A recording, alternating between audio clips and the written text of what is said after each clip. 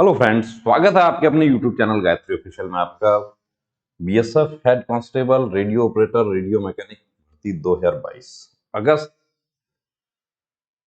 या सितंबर में शायद आपके नोटिफिकेशन जारी हुआ था। उसके बाद सब कुछ प्रोग्राम के अकॉर्डिंग हो रहा था, जो नोटिफिकेशन में लिखा हुआ था उसी के अकॉर्डिंग आपका एग्जाम हुआ। 20 नवंबर को एग्जाम हो गया, उसका रिजल्ट भी टाइम से डिक्लेयर हो गया। रिजल्ट डिक्लेयर हुआ तो उसमें आंसर की नहीं जारी की गई, आंसर की जारी नहीं की गई और ना ही किसी प्रकार की कोई आपत्तियां मांगी गई। यहां मैं वीडियो देखिए आगे बढ़ाने से पहले हमारे तमाम जो अफसरान और जवान बीएसएफ के बॉर्डर पर ड्यूटी करते हैं हमारे लिए, कि जिनकी वजह से पूरा देश महफूज रहता है, उनसे मैं माफी चाहूंगा कि यदि हमारे वीडियो से किसी की भावनाएं आहत होती हैं तो हम बिल्कुल माफी चाहते हैं।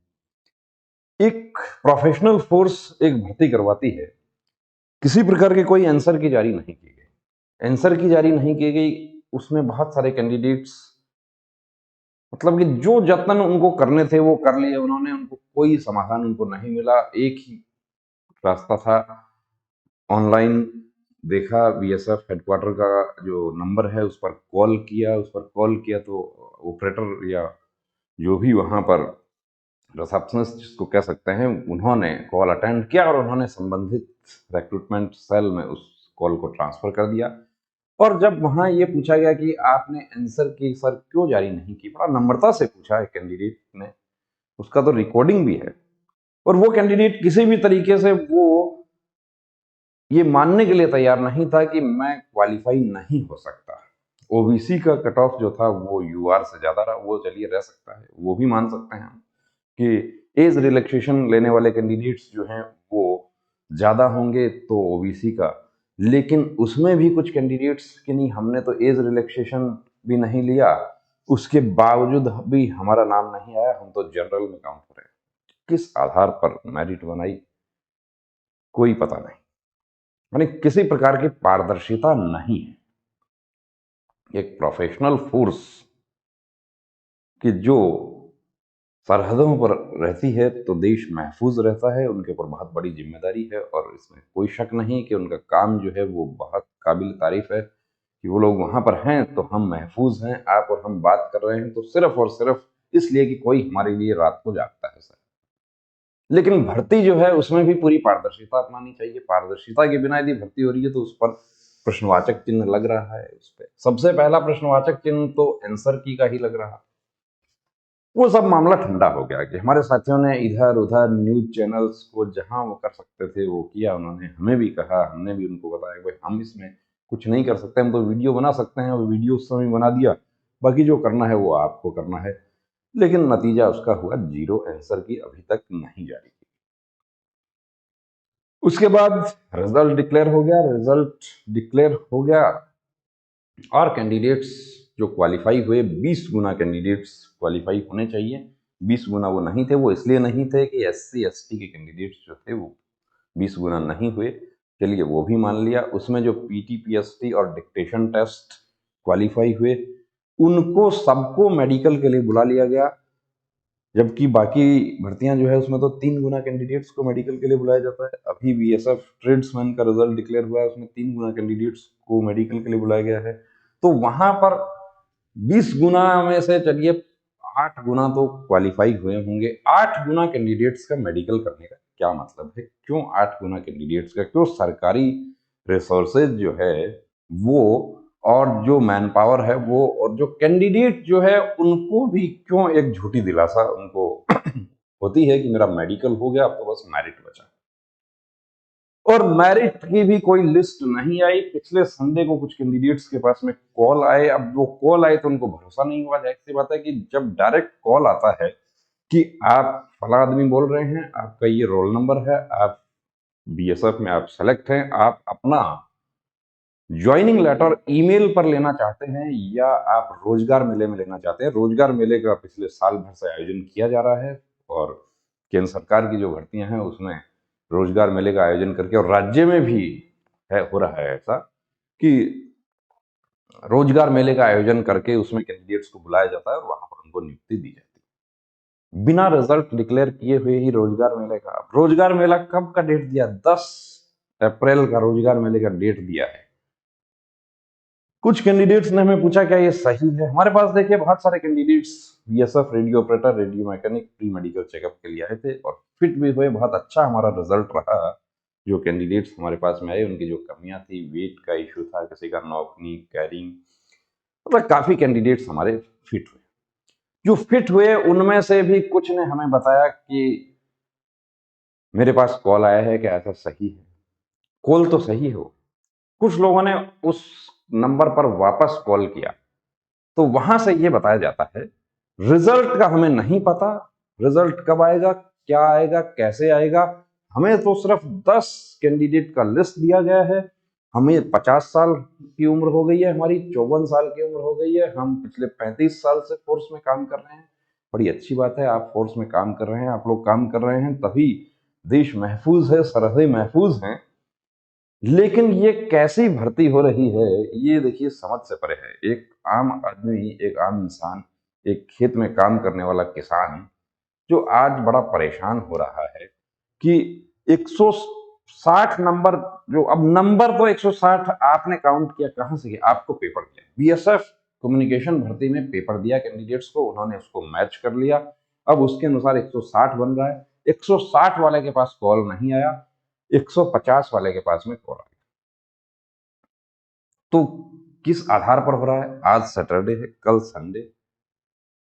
पिछले संडे को जब कॉल आ रहे थे तब ये कहा जा रहा था उनको कि आपको आज शाम तक इंटरनेट पर आप देख लेना। आंसर की के बारे में भी जब पूछा गया था तो उस समय भी बड़ा गुस्से में जवाब वहां से मिला कि जो आएगा वो इंटरनेट पर आ जाएगा, साइट पर देखते रहो। अब तक तो साइट पर कुछ नहीं आया है, आज भी नहीं आया है। हम अभी देख लेते हैं कि क्या साइट पर कुछ आया है।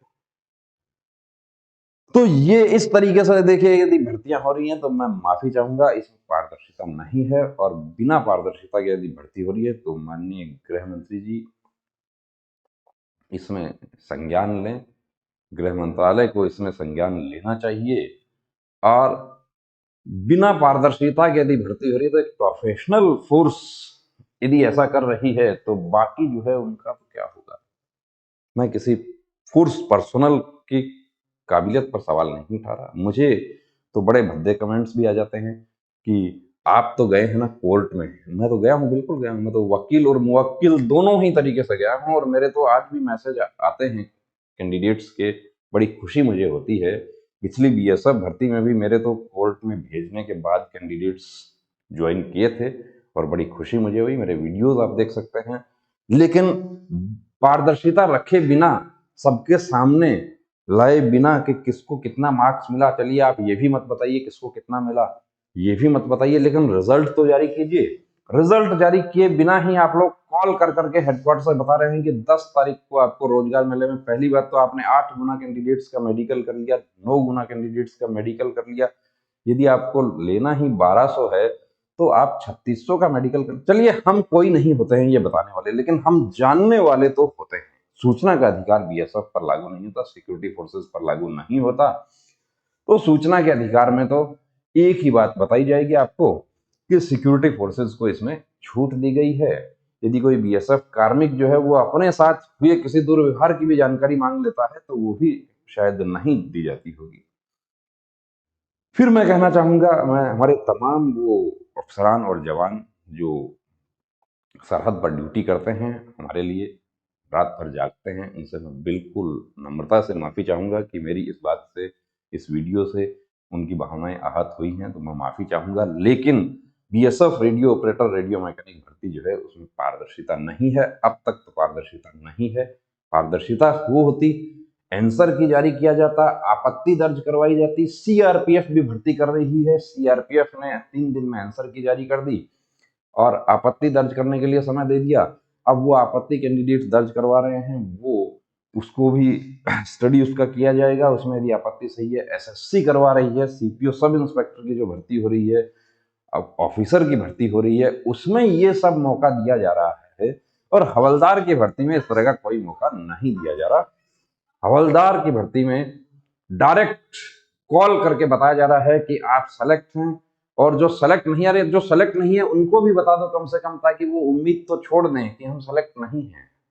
वो रोज कॉल कर रहे हैं हेडक्वार्टर में, वहां से उनको कि जो कुछ होगा वो इंटरनेट पर आ जाएगा। इंटरनेट पर तो हम भी देख रहे हैं कि जो कुछ आ जाएगा, अभी तक तो कुछ नहीं आया इंटरनेट। ओह, ये तो हमने गलत खोल लिया, लॉगिन खोल लिया है। चलिए हम भी इंटरनेट पर देख लेते हैं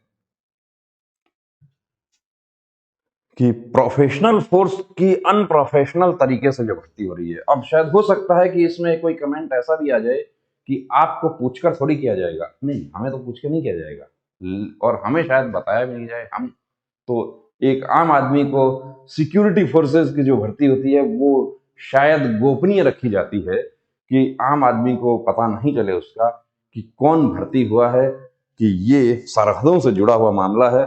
चलिए, सरहदों से जुड़ा हुआ मामला है, बहुत अच्छी बात है, लेकिन कम से कम जो भर्ती हो रहे हैं या होने वाले हैं, जो उम्मीद रख रहे हैं, उनके परिजनों को, उनके माता पिता को, एक जो पेड़ के नीचे बैठा हुआ है दोपहर में, जिसने बड़ी मुश्किल से पैसा अरेंज करके अपने बच्चे को कोचिंग करवाई, अपने बच्चे को उसने मेडिकल के लिए भेजा, अपने बच्चे को उसने रिटर्न के लिए भेजा। एक उम्मीद थी कि नेवी एयरफोर्स में तो ये चलिए नहीं हुआ, लेकिन ये शायद बीएसएफ भर्ती में बात बन जाएगी, लेकिन कुछ नहीं हुआ। ये देखिए, अभी तक तो आज सैटरडे हो गया है। सैटरडे की जहां तक हमारी जानकारी है, हेड ऑफिस में छुट्टी होती है। संडे को भी होती तो छुट्टी है। संडे को कॉल भी आ गए थे, और वो जो कॉल करने वाले थे उन्होंने ये भी कहा कि आज देखिए हम संडे को काम कर रहे हैं, हम लोग भी संडे को काम कर रहे हैं, युद्ध स्तर पर काम हो रहा है, ज्वाइनिंग आपकी 10 अप्रैल को हो जाएगी। तो हमें तो ये लगता है कि 10 अप्रैल को ज्वाइनिंग हो जाएगी, उसके बाद में भी यही कहा जाएगा आपको कि जो होगा वो इंटरनेट पर आ जाएगा, आप इंतजार करते रहो।